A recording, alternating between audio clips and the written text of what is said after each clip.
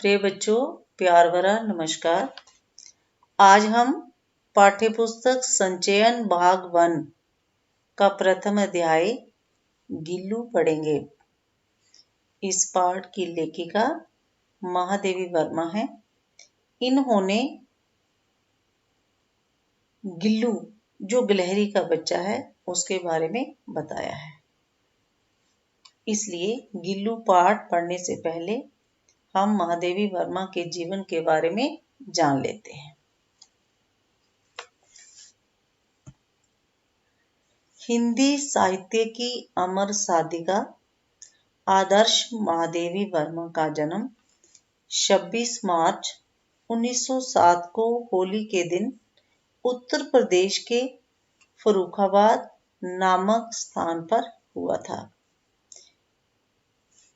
इनकी आरंभिक शिक्षा प्राइमरी शिक्षा जबलपुर इंदौर में और उच्च शिक्षा इलाहाबाद में हुई थी। वे बौद्ध भिक्षुणी बनना चाहती थी। बौद्ध धर्म अपनाना चाहती थी। असल में भिक्षुणी किसी धर्म को अपनाने के बाद की महिला को कहा जाता है, अर्थात बुद्ध धर्म अपनाना चाहती थी, परंतु गांधी जी के आह्वान पर अर्थात कहने पर वे समाज सेवा करने लगी।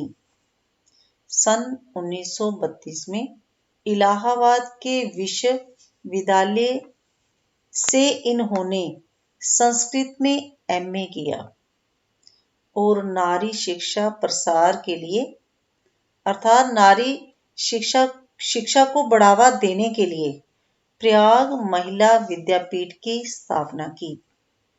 प्रयाग महिला विद्यापीठ में वे प्रधानाचार्य के रूप में कार्यरत रही। वहां मासिक पत्रिका चांद का अवैतनिक संपादन किया। 11 सितंबर 1987 को इलाहाबाद में इनका निधन हो गया, अर्थात इनकी मृत्यु हो गई। इनकी प्रमुख रचनाएं हैं निहार, रश्मि, नीरजा, सांदेगीत आदि। इनका लिखा हुआ गिल्लू पाठ मेरा परिवार रचना में से चुना गया है।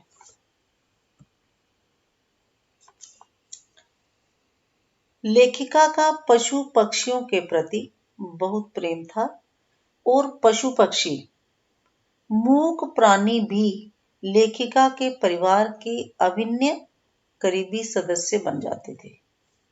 तो आइए बच्चों, अब ऐसे ही एक लघु प्राणी अर्थात एक छोटा सा जीव गिल्लू के बारे में जान लेते हैं।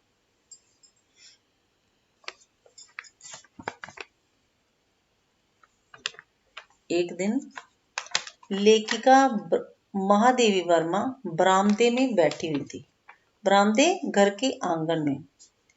तभी उनकी नजर एक गिलहरी के बच्चे पर पड़ी जो घायल अवस्था की हालत में गमले के पास पड़ा हुआ था, जिसे देखकर 2 कौवे उसे खाने के लिए काऊ काऊ कर रहे थे। लेकिन लेखिका ने उस घायल गिलहरी के बच्चे को उठाया और उसे कमरे में ले आई। उसके जख्म कौन सा, जो कौवों ने अपनी चोंच से उसके ऊपर किया था, उसके जख्म को रुई से साफ किया और उस जख्म पर मरहम पट्टी की। कई घंटे उपचार की इलाज के बाद उसके मुंह में पानी टपकाया, लेकिन पानी की बूंदें भी इधर उधर लुढ़क गई। अर्थात वो गिलहरी का बच्चा बेहोशी की हालत में था, घायल था, इसलिए उसके मुंह के अंदर कोई पानी की बूंद नहीं जा रही थी। तीसरे दिन वह गिलहरी का बच्चा स्वस्थ हो गया और उसने लेखिका की अंगुली को अपने पंजे से पकड़ लिया। 3-4 महीने के बाद उसके शरीर पर चीकने रोएं अर्थात मुलायम रुई की तरह, जब्बेदार पूंछ अर्थात धारियों वाली पूंछ, चंचल चमकती आंखें झलकने लगी कि चमकने लगी। लेखिका ने उसका नाम प्यार से गिल्लू रख दिया और उसके लिए फूलों वाली छोटी सी टोकरी में रुई बिछाकर गिल्लू को उसमें रखकर खिड़की के साथ लटका दिया। गिल्लू लेखिका का ध्यान आकर्षित करने के लिए अर्थात अपनी तरफ खींचने के लिए बहुत से क्रियाकलाप की बहुत सारी एक्टिविटी करता और भूख लगने पर चिक चिक करके लेखिका को बताता अर्थात अपनी भूख की सूचना देता।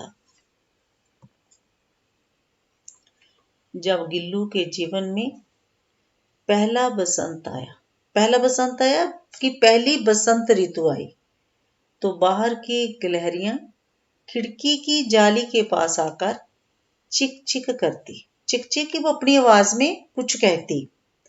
तो लेखिका को लगा कि अब इसे मुक्त कर देना चाहिए अर्थात इसको भी इन गिलहरियों के साथ घूमने देना चाहिए। तो उन्होंने खिड़की की जाली का एक कोना खोल दिया जिससे गिल्लू अंदर बाहर आने जाने लगा। एक बार लेखिका की मोटर दुर्घटना हो गई कि किसी गाड़ी से उनका एक्सीडेंट हो गया और उन्हें कुछ देर अस्पताल रहना पड़ा। लेखिका के घर में ना मिलने पर गिल्लू उदास रहने लगा और उसने खाना पीना भी बंद कर दिया। जब लेखिका घर होती तो गिल्लू तकिए के सहारे जब लेखिका अस्पताल से घर आई, जब घर होती तो गिल्लू तकिए के सहारे लेखिका के सिर के पास बैठकर अपने नन्हे नन्हे पंजों से लेखिका के बालों को सहलाता रहता कि प्यार से उनके ऊपर हाथ अपना पंजा फेरता रहता। तो ऐसे लगता जैसे कोई लेखिका सेवा कर रही हो, जैसे कोई सेविका सेवा कर रही हो। गिलहरियों की उम्र 2 वर्ष से अधिक नहीं होती कि 2 साल से अधिक नहीं होती, इसलिए गिल्लू के जीवन का भी अंत आ गया था। उसने दिन भर कुछ नहीं खाया और अपने झूले से उतरकर लेखिका के बिस्तर पर आ गया। सुबह की पहली किरण के साथ वह सदा के लिए सो गया अर्थात उसकी मृत्यु हो गई। लेखिका ने उसे गमले में ही दफना दिया कि उस गमले के अंदर ही उसका दाह संस्कार कर दिया कि उसमें उसको दबा दिया। और उस गमले में सोन जूही बेल, सोने की सुनहरी जूही एक बेल को कहा गया है, उस बेल में लगी पीली कली को देखकर जब लेखिका उस पीली कली को देखती तो उसे गिल्लू की याद आने लगी और वो सोचने लगी कि इस पीली कली के रूप में ही गिल्लू ने दोबारा इस गमले में जन्म लिया है। तो बच्चों, आपने इस कहानी पाठ को ध्यान से सुना और समझा। अब इसी कहानी के आधार पर पूछे गए प्रश्नों के उत्तर करेंगे। धन्यवाद। अब हम अगली कक्षा में मिलेंगे।